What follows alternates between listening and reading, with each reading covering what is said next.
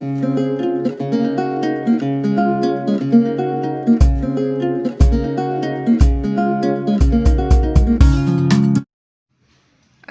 علیکم ورحمۃ اللہ وبرکاتہ۔ جماعت ہشتم، مضمون تاریخ۔ بچوں، آج ہم تاریخ کا سبق نمبر 1 تاریخ کے ماخذ اس سبق کا مطالعہ کریں گے۔ پچھلی جماعتوں میں ہم قدیم بھارت اور عہد وسطیٰ کے بھارت کی تاریخ کے ماخذوں کا مطالعہ کر چکے ہیں۔ اس سال ہم جدید بھارت کی تاریخ کے ماخذوں کا مطالعہ کریں گے۔ تاریخ کے ماخذوں میں طبعی، تحریری اور زبانی ماخذ شامل ہیں۔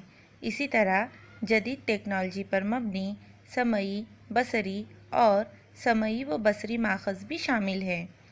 سمعی کا مطلب ہوتا ہے سننے والے، بصری مطلب جسے ہم دیکھ سکتے ہیں، اور سمعی و بصری کا مطلب جسے ہم سن بھی سکتے ہیں اور دیکھ بھی سکتے ہیں۔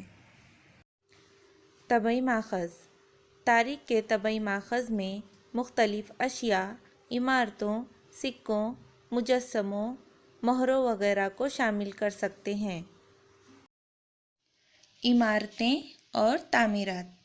جدید بھارت کی تاریخ کا عہد یورپی، بالخصوص برطانوی حکومت اور دیسی ریاستوں کا دور تسلیم کیا جاتا ہے۔ اس دور میں مختلف عمارتیں، پل، سڑکیں، پانی کی سبیلیں، فوارے وغیرہ تعمیر کیے گئے۔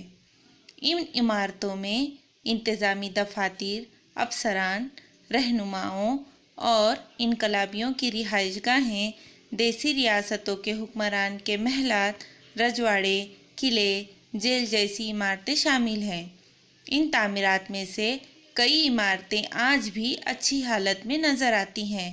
بعض عمارتوں کو قومی یادگار قرار دیا گیا ہے، جبکہ کچھ عمارتوں کو عجائب گھر بنا دیا گیا ہے، مثلاً انڈمان میں سیلولر جیل۔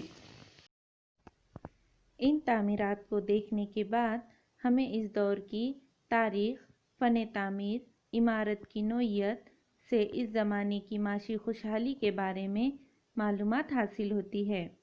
جیسے انڈمان کی سیلولر جیل کی سیر کرنے پر سواتنتر ویر ساورکر کے انقلابی کاموں، ممبئی کے منی بھون یا وردھا میں سیوا گرام آشرم دیکھنے پر مہاتما گاندھی کے دور کی تاریخ معلوم ہوتی ہے۔ کیا آپ جانتے ہیں؟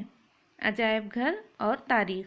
عجائب گھروں میں مختلف اشیاء، تصاویر، فوٹو وغیرہ محفوظ رکھے جاتے ہیں، جن سے تاریخ کا مطالعہ کرنے میں مدد ملتی ہے۔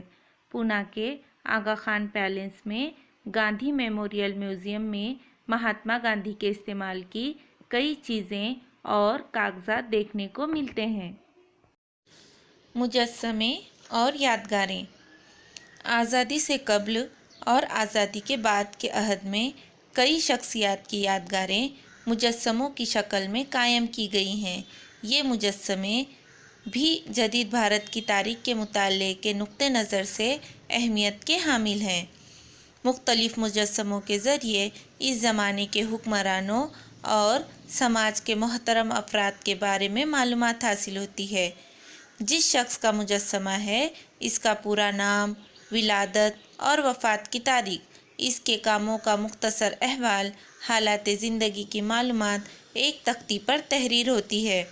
مہاتما جیوتی راؤ پھولے، لوکمانیہ تلک، ڈاکٹر بابا صاحب امبیڈکر کے مجسموں کی طرح مختلف واقعات کی یاد میں تعمیر کی گئی یادگاریں بھی متعلقہ واقعے کا زمانہ، اس واقعے سے جڑے ہوئے افراد وغیرہ کی معلومات فراہم کرتی ہے۔ مثلاً مختلف مقامات پر شہیدوں کی یادگاریں۔ عمل کیجیے، آپ کے قریب میں موجود یادگاروں اور مجسموں کے بارے میں معلومات حاصل کیجیے۔ اس واقعے یا شخص کے بارے میں جو معلومات حاصل ہو، اس کا اندراج کیجیے۔ تحریری ماخذ۔ جدید بھارت کی تاریخ کے تحریری ماخذ میں درج ذیل وسائل شامل ہیں۔ یہاں پر آپ کو ایک خاکہ دکھائی دے رہا ہے۔ اس میں تحریری ماخذ کے مختلف وسائل بتائے گئے ہیں، جیسے خط و کتابت، غیر ملکی افراد کے اندراجات، اخبارات، سوانح عمریاں، رسائل، کارخانوں کے ریکارڈ، آپ بیتی، کتابیں وغیرہ۔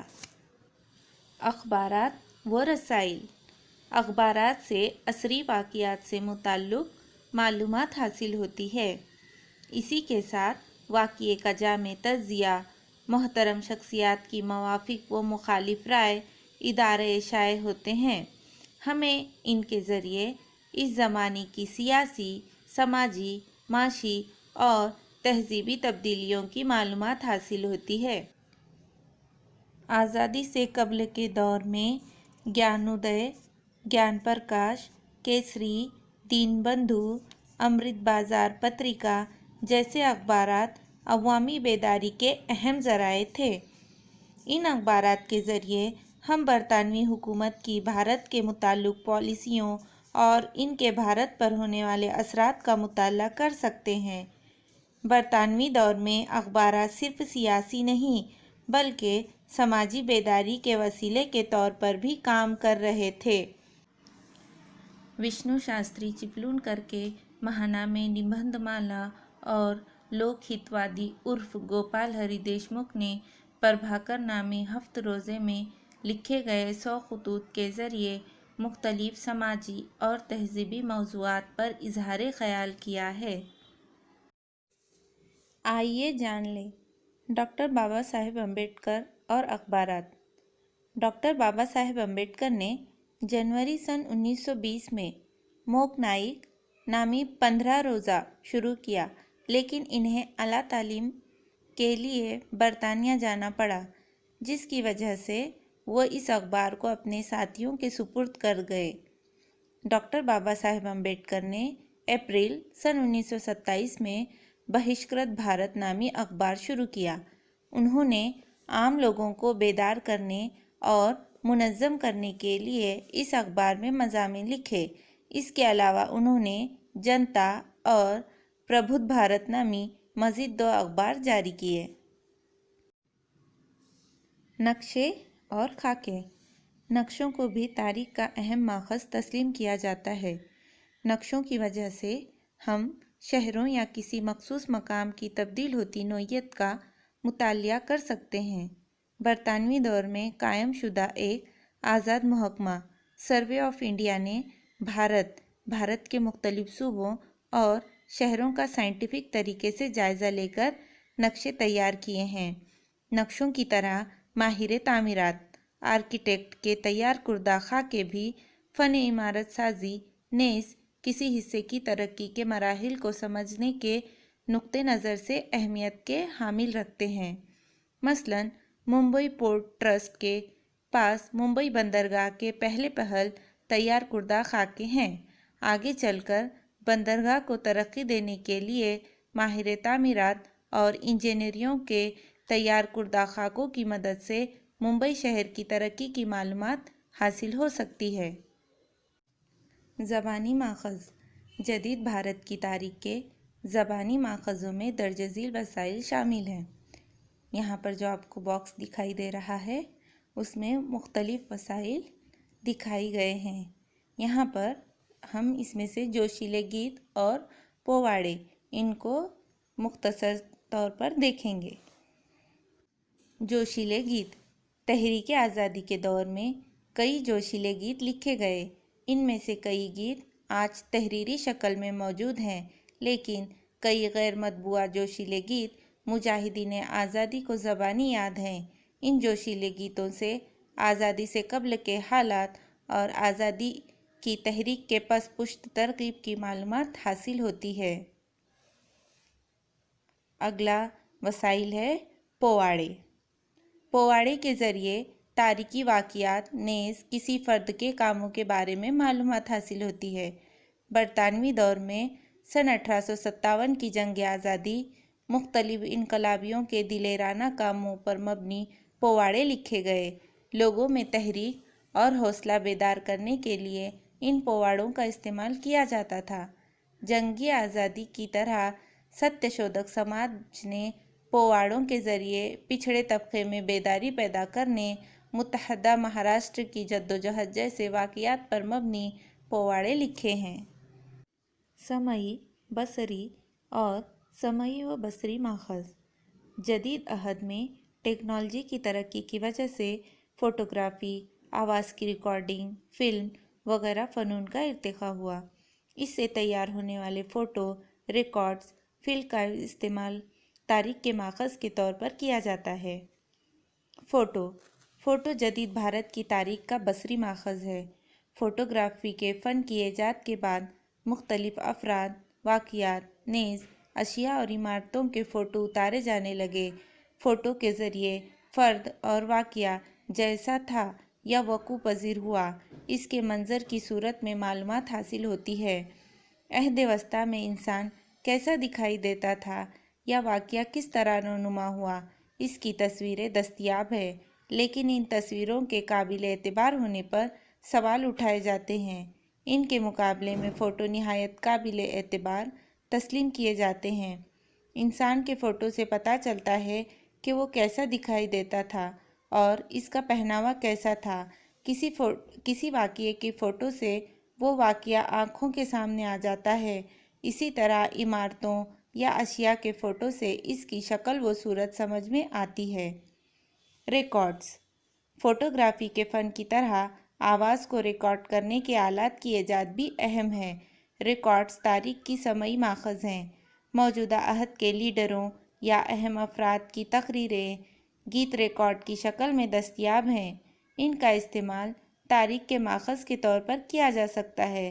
مثلاً خود رابندر ناتھ ٹیگور کا گایا ہوا راشٹر گیت جن گن من یا سبھاش چندر بوس کی تقریر کا استعمال جدید بھارت کی تاریخ کا مطالعہ کرنے کے لیے سمعی ماخذ کے طور پر کر سکتے ہیں۔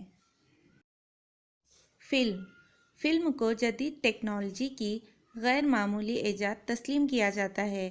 20ویں صدی میں فلم کی تکنیک میں بڑے پیمانے پر ترقی ہوئی۔ دادا صاحب پھالکے نے سن 1913 میں بھارت کی فلمی دنیا کا آغاز کیا۔ بھارت کی جنگ آزادی کے تاریخی واقعات جیسے ڈانڈی یاترا، نمک کا ستیہ گرہ، بھارت چھوڑو تحریک کے کیسٹ دستیاب ہیں۔ ان کیسٹوں کی وجہ سے وقوع پذیر واقعہ ہمیں جوں کا توں دیکھنے کو ملتا ہے۔ قدیم اور عہد وسطیٰ کے مقابلے میں جدید بھارت کی تاریخ کا مطالعہ کرنے کے لیے بڑی تعداد میں اور مختلف قسم کے ماخذ دستیاب ہیں۔ اس زمانے کے طبعی مادے ماخذ بڑی حد تک اچھی حالت میں ہیں۔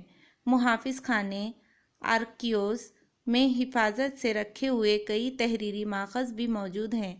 تحریری ماخذوں کو استعمال کرتے ہوئے جانچ کرنا پڑتی ہے کہ اس میں مذکور خیال کن خیالات سے متاثر ہیں اور ماخذ تیار کرنے والے کا کسی واقعے کو دیکھنے کا نقطہ نظر کیا ہے۔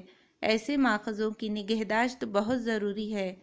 تاریخی ماخذوں کی حفاظت کرنے کی وجہ سے ہم تاریخ کا یہ زبردست ورثہ اپنی اگلی نسل کے سپرد کر سکیں گے۔